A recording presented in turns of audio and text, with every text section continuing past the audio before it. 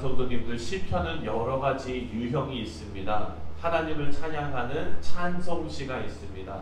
그리고 또 하나님 앞에 감사하는 감사시가 있고요.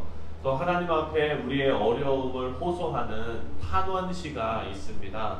그리고 또 하나님의 지혜가 드러나는 지혜시도 있습니다. 이 밖에도 여러 가지 유형들이 있는데요. 오늘 우리가 묵상할 시편 91편은 지혜시 같은 찬양시입니다. 지혜시 같은 찬양시. 다른 유형들의 시들, 예를 들어서 어려움을 호소하는 그런 탄원시 같은 경우는 아주 무겁고 슬프고 아프지요. 그런데 그 어려움이 우리 마음도 함께 짓누르는 것처럼 그 시편을 읽을 때 우리도 함께 마음이 무거워집니다. 하지만 오늘 묵상할 이 시편 91편은요, 이 시편 중에 아주 밝고 명랑한 시라고 우리가 볼 수 있습니다. 이 시를 지어서 찬송하는 이 저자는요, 하나님께서 하나님을 의지하는 자들은 어떤 어려움에서도 건짐을 받고 하나님의 보호의 손길이 떠나지 않고 화평과 안전을 누리게 된다라고 찬송하고 있습니다. 여러분 인생에서 이런 인생 살아가고 계시죠? 우리는 어떤 어려움이 있어도요, 하나님께서 우리를 지키시고 또 화평과 안전을 누리게끔 하실 줄 믿습니다. 시편을 묵상하면서 우리가 누리는 은혜 중에서 가장 정말 어찌 보면은 중요한 것이 뭐냐, 바로 공감입니다. 공감. 시편의 내용이 나의 인생의 내용이 되고요, 또 그 말씀에 우리 인생이 그대로 투영되는 것을 봅니다. 그러면서 시편 저자가 찬송하는 내용이 우리에게 큰 깨달음이 되고요, 또 위로가 되고 찬송이 되고 기도가 됩니다. 하나님께서 함께 하시는 인생 속에서 우리가 어려움을 겪고 눈물도 흘리고, 또 오늘 시편 저자의 신앙 고백 같은 믿음의 고백, 이런 고백이 또 우리의 고백이 되기도 하기 때문입니다. 그래서 여러분, 기쁠 때나 슬플 때나 함께 하시는 하나님을 찬송하시는 우리 귀한 성도님들 다 되시기를 주님의 이름으로 축원드립니다. 오늘 먼저 1절과 2절 말씀을 보면은요, 함께 읽겠습니다. 1절과 2절 시작. 지존자의 은밀한 곳에 거주하며 전능자의 그늘 아래에 사는 자여, 나는 여호와를 향하여 말하기를 그는 나의 피난처요 나의 요새요 내가 의뢰하는 하나님이라 하리니. 아멘. 여기 보니까 지존자의 은밀한 곳이라는 표현이 나옵니다. 그런데 여러분, 이 표현은요, 하나님의 지성소와 연결이 되는 표현입니다. 지성소는 어떤 곳입니까? 바로 거룩하신 하나님께서 임하시는 곳 아닙니까? 너무나 거룩한 곳이라는 의미도 있지만요, 너무나 감사한 장소입니다. 왜냐하면 하나님께서 함께 하시는 곳이 바로 생명인데, 하나님께서 머물기로 작정하신 곳이 지성소이기 때문입니다. 우리 사랑하는 성도님들, 하나님께서 여러분의 인생에 함께 머물기로 작정하셨기 때문에 하나님께서 함께 하시는 거예요. 그러니까 이게 얼마나 감사한 것입니까? 따라서 지존자의 은밀한 곳에 거주하는 자라는 이 표현은요, 하나님의 임재를 깊이 사모하는 사람을 의미하는 것입니다. 여러분, 하나님의 성막에서 거주하면서 하나님의 일을 하는 사람들이 어떤 사람들입니까? 레위인들이죠. 근데 오늘 본문에 나오는 이 지존자의 은밀한 곳에 거주하는 자는 레위인, 단순하게 레위인만을 지칭하는 것이 아니라 하나님께 감사하는 마음이 넘치고, 또 하나님을 그리워하는 마음이 있고, 하나님을 사랑하고, 또 오늘날로 따지면 하나님께서 허락하신 교회를 사랑하는 모든 사람들이라고 볼 수 있습니다. 이렇게 하나님을 사랑하는 사람들은 예수님의 몸인 교회를 사랑하지 않을 수 없습니다. 이런 마음을 가지고 신앙생활하는 성도들은 전능자의 그늘 아래 산다라고 표현하는 것입니다. 근데 여러분, 여기에 그늘이라는 것은요, 절대적인 지배를 상징하는 것입니다. 내 그늘 아래 있다. 이것은 나의 주권과 나의 절대적인 지배 아래에 있다라는 것을 의미합니다. 여러분, 누군가의 지배를 당한다라는 것은 사실 기분 좋은 일은 아니죠. 그렇죠? 하지만 여러분, 그 누군가가 중요한 것입니다. 하나님, 우리를 사랑하시고 무엇이든지 다 주시고 정말 아끼지 않으시는 그런 하나님께서 전능자로 우리의 그늘이 되신다. 그러면 거기는 누구나 들어가고 싶은 거예요. 앞에서 지존자, 가장 높으신 분으로 하나님을 언급했는데요. 이제는 절대적인 지배력을 언급하면서 하나님을 전능자, 지극히 높기만 하신 분이 아니라 능치 못할 일이 없는 하나님으로도 표현하고 있습니다. 그래서 이 시편을 찬송하는 저자의 마음이 어떤 상태인지 상상이 됩니다. 하나님을 신뢰하는 마음으로 충만한 상태인 거예요. 우리도 어떨 때는 하나님을 신뢰하는 마음으로 충만할 때가 있는데 그 상태를 유지하는 게 참 쉽지가 않아요.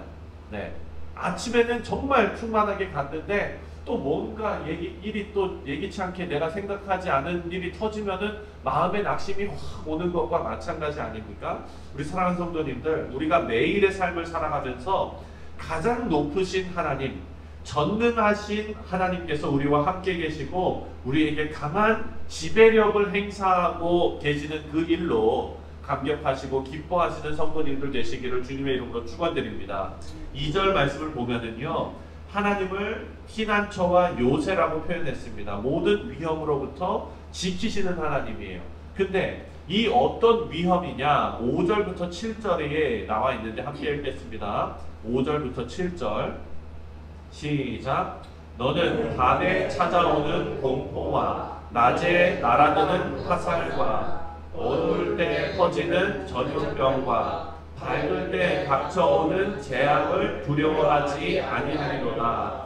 1000명이 내 왼쪽에서 10,000명이 내 오른쪽에서 엎드려지나 이 재앙이 내게 가까이 가지 못하리로다. 아멘. 이런 표현들을 보면은 우리가 세상에서 안전하게 살아가는 것이 얼마나 어려운 일인지를 보여줍니다.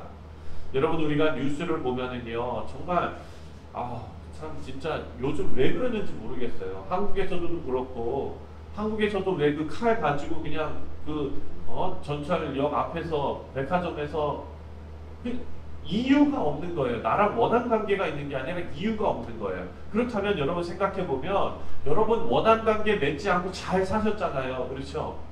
지금 누가 막 그냥 우리 집사님, 우리 장로님 어떻게 하려고 그냥 막 뒤에서 막 숨어서 이런 사람 없잖아요. 그러니까 이 얘기는 뭐냐면 아무런 이유 없이 불특정 자수에 대한 그런 해를 가하기 때문에 나에게도 그런 일이 벌어질 수 있다는 거잖아요. 그러니까 여러분 어떨 때는요, 밤에 이렇게 맨하탄이나 아니면 어디 이렇게 갈 때요, 코너 돌 때마다 어떨 때 섬뜩할 때도 있어요. 코너 돌고 나서 누가 확 나타날까봐. 그러니까 아침마다 제가 저 자리에 앉아가지고 기도하는데요, 우리 성도님들 그 일터를 지켜달라고. 왜냐하면은 얘기를 하다가 이렇게 들어보면은요, 그 일터에서 정말 별의별 일들이 다 벌어지잖아요. 그러니까 우리가 정말 매일매일 기도해야 됩니다. 이 말씀을 보니까 너는 밤에 찾아오는 공포와 낮에 날아드는 화살과 어두울 때 퍼지는 전염병과 밝을 때 닥쳐오는 재앙과 모든 경우가 여기 다 들어있는 것 같아요. 눈에 뻔히 보이면서 다가오는 그런 재앙과 그리고 밤에 찾아오는 공포, 아무것도 벌어지지 않는데 항상 마음이 무겁고 항상 두려움이 있는 그런 마음들. 여러분, 이 모든 것을 봤을 때 우리의 인생은 사냥꾼의 올무에 걸릴 수밖에 없는 인생인데, 시편 저자가 찬송하는 것은요, 하나님께서 함께 하신다면 우리를 모든 길에서 지키시기 때문에 절대로 실족하지 않는다라는 믿음의 고백입니다. 여러분, 우리 오늘 하루도 어떻게 될지 모르거든요. 그런데 우리는 오늘 아침에 하나님 앞에 하나님께서 우리와 오늘 하루도 함께 하시기 때문에 우리의 모든 길을 지키시기 때문에 오늘 하루 우리는 실족하지 않을 줄 믿습니다 라는 믿음의 고백이 우리 가운데 있을 것입니다. 우리를 방패로 막아주신대요. 하나님의 방패는 진실함이거든요. 4절을 함께 읽겠습니다. 시작. 그가 너를 그의 깃으로 덮으시리니 내가 그의 날개 아래 피하리로다. 그의 진실함은 방패와 손방패가 되시나니. 아멘. 하나님께서 하나님의 날개깃으로 우리를 덮어 보호하시고 위기 때마다 하나님의 날개 아래 우리는 피합니다. 그것이 하나님의 방패가 되는데, 여기 보면 진실함은 방패가 되시나니 이렇게 얘기할 수 있는데요. 여기에다가 방패와 손방패가 되신다라고 얘기해요.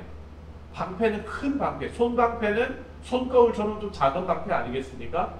저는 이거를 뭐 신학적으로 맞는지 안 맞는지는 모르겠는데 저는 묵상하면서 이런 마음이 들어요.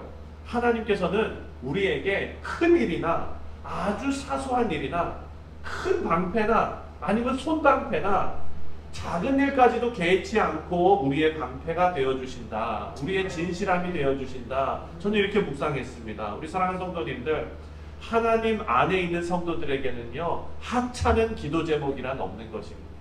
네. 하찮은 기도. 제가 아는 어떤 분은요, 변비 때문에 너무 심하게 고생하셔가지고 그것도 기도하셨대요. 네. 화장실에 앉아서 그것도 기도하셨다는 거예요. 하찮은 기도 제목이란 없는 겁니다. 사랑하는 성도님들.